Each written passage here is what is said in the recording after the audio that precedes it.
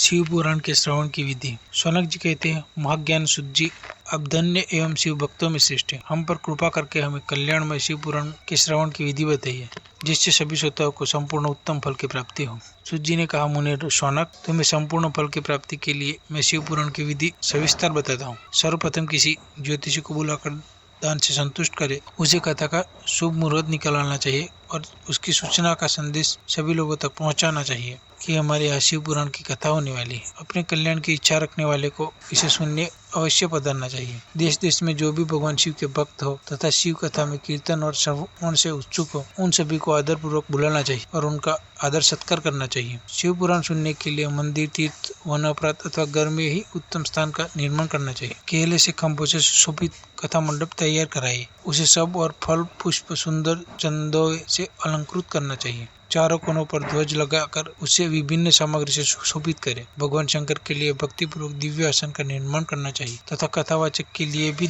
दिव्य आसन का निर्माण करना चाहिए। नियम पूर्वक कथा सुनने वालों के लिए सुयोग्य आसन की व्यवस्था करें तथा अन्य लोगों के बैठने के लिए भी व्यवस्था करें। कथा बांधने वाला विद्वान के प्रति कभी बुरी भावना न रखे। संसार में जन्म तथा गुणों के कारण बहुत से गुरु होते हैं, परंतु उन सब में पुराणों का ज्ञाता ही परम गुरु माना जाता है। पुराण वेत्ता पवित्र, शांत, साधु, ईर्ष्या पर विजय प्राप्त करने वाला और दयालु होना चाहिए। ऐसे गुणी मनुष्य को इस पुण्य में कथा को बांधना चाहिए। सूर्योदय से 3:30 प्रहर तक इसे बांधने का उपयुक्त समय। मध्य काल में 2 घड़ी तक कथा बंद रखनी चाहिए ताकि लोग मलमूत्र का त्याग कर सके। जिस दिन कथा शुरू हो रही हो उससे एक दिन पहले व्रत ग्रहण करें। कथा के दिनों में प्रातः काल का नित्य क्रम संक्षेप में कर लेना चाहिए। वक्ता के पास